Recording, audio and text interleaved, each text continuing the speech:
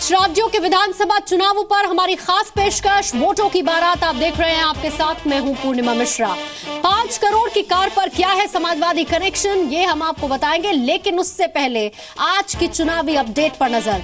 आज उत्तर प्रदेश में पहले चरण की वोटिंग के लिए चुनाव प्रचार शाम 5 बजे थम जाएगा। शनिवार को 73 सीटों पर वोट डाले जाने हैं। पहले चरण में मथुरा, आगरा, मेरठ समेत 15 जिलों की 73 सीटों पर मतदान होगा। आज पहले चरण के चुनाव प्रचार का आखिरी दिन है और इसीलिए हर पार्टी के दिग्गज आज धुआंधार रैली करने वाले हैं। मुख्यमंत्री अखिलेश यादव एक के बाद एक 4 रैलियां करेंगे। अखिलेश मथुरा, हाथरस, फिरोजाबाद और आगरा में समाजवादी पार्टी के उम्मीदवारों के समर्थन में प्रचार करने वाले हैं। तो राहुल गांधी भी आज उत्तर प्रदेश के उत्तराखंड में चुनाव प्रचार करेंगे। गृह मंत्री राजनाथ सिंह मथुरा, हाथरस, नोएडा समेत 5 रैलियां करने वाले हैं। वहीं मायावती हरिद्वार में जनसभा करेंगी। और इस पर और ज्यादा डिटेल्स देने के लिए लखनऊ से मेरे सहयोगी विशाल पांडे फोन लाइन पर इस वक्त मौजूद हैं। विशाल, आज भी धुआंधार रैलियां होनी है, लेकिन पहले फेज को लेकर जो चुनाव प्रचार है आज शाम को थम जाना है। माना जाए अब फैसला जनता के हाथ में है, किसे वोट देगी और किसे नहीं। बिल्कुल पूर्णिमा, आज पहले चरण की जो 73 सीटों पर वोटिंग होनी है 11 फरवरी को, पहले चरण के लिए चुनाव प्रचार आज थम जाएगा। आज शाम 5 बजे का ही वक्त है। पश्चिमी उत्तर प्रदेश के पहले चरण में जहां चुनाव होना है, नेता अपनी ताकत दिखा रहे हैं, नेता वोटरों से अपील कर रहे हैं। तमाम रैलियों के माध्यम से अलग अलग बड़े बड़े नेता अखिलेश, राहुल, राजनाथ सिंह अपनी रैलियां कर रहे हैं। और अब शाम 5 बजे के बाद 2 दिन के भीतर जनता के हाथ में सब कुछ है। किसके रुख, किसकी तरफ जनता अपना मोड़ती है, जनता का मूड क्या होता है, ये 11 फरवरी को ईवीएम मशीनों में कैद हो जाएगा। लेकिन पहले चरण की 73 सीटों पर ये सबसे निर्णायक सीटें मानी जाती है और यहीं से उत्तर प्रदेश के आगे का रास्ता तय होगा। पूर्णिमा, बहुत बहुत शुक्रिया विशाल। पूरी खबर पर आप अपनी नजर बनाए रखिएगा। डिटेल्स के लिए लौटेंगे आपके पास। तो उत्तर प्रदेश में पहले चरण के चुनाव के लिए अब सिर्फ 2 दिन बचे हैं और आज शाम को 5 बजे चुनाव प्रचार थमने वाला है। इसीलिए सभी पार्टियों ने अपने तरकश में रखे हुए सारे तीर निकाल दिए हैं। पीएम, सीएम और युवराज सभी मतदान से पहले मैदान में हैं, जनता को लुभाने की कोशिश में हैं।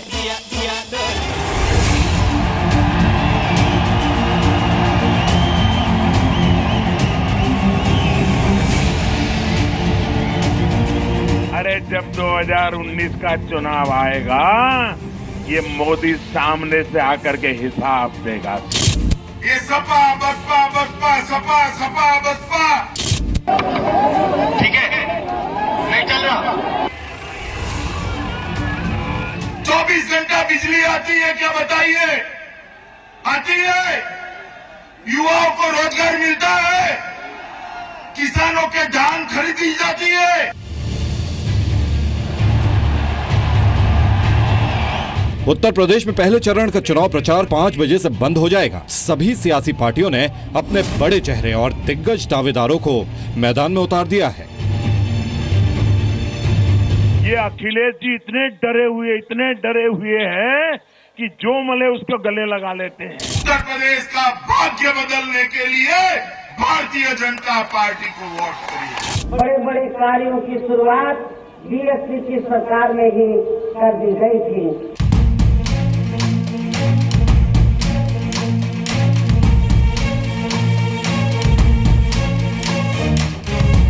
और इस चुनावी दंगल में दिल्ली दरबार के राजा भी आए, यूपी के युवराज भी और पर्दे के पीछे के खिलाड़ी भी। समाजवादी पार्टी सांसद जया बच्चन और डिंपल यादव आगरा में पहली बार उत्तर प्रदेश के सियासी मैदान में चुनाव प्रचार के लिए उतरे। ये खाली इनका चुनाव नहीं है, ये आपके भैया उत्तर प्रदेश के मुख्यमंत्री जी का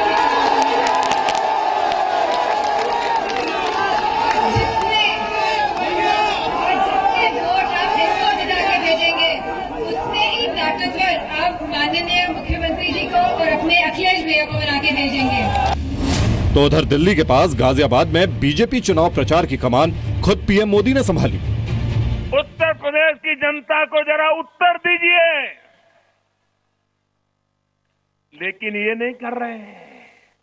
ये जितने भी लोग यहां से हो या बाहर से आए हो, मोदी ने क्या किया, मोदी ने क्या किया, दिल्ली सरकार क्या कर रही है, मोदी ने ऐसा किया, मोदी ने वैसा किया। अरे जब 2019 का चुनाव आएगा, ये मोदी सामने से आकर के हिसाब देगा, सामने से आकर। गाजियाबाद की रैली में पीएम ने 2019 के लोकसभा चुनाव की भूमिका भी बनाई और उत्तर प्रदेश सरकार से उत्तर भी मांगा। आपने पिताजी का क्या किया, चाचा जी का क्या किया, बहुओं का, भतीजों का, भाइयों का क्या क्या किया, वो तो उत्तर प्रदेश की जनता भली भांति जानती है। पिछले कई दिनों से उत्तर प्रदेश में सियासी ताल ठोक रहे राहुल गांधी एक बार फिर चुनावी मैदान में उतरे। राहुल गांधी ने हाथरस, बुलंदशहर, हापुड़ और गाजियाबाद में चुनावी रैली की। ये तो सियासी खेल, लेकिन कार का खेल क्या है? 5 करोड़ की लैम्बोर्गिनी कार पर उठे विवाद के बाद मुलायम सिंह यादव के बेटे प्रतीक यादव ने सफाई दे दी है। प्रतीक यादव ने कहा है कि कार खरीदने के लिए लोन लिया है। प्रतीक ने कहा पत्नी अपर्णा के लिए चुनाव प्रचार नहीं कर सकता।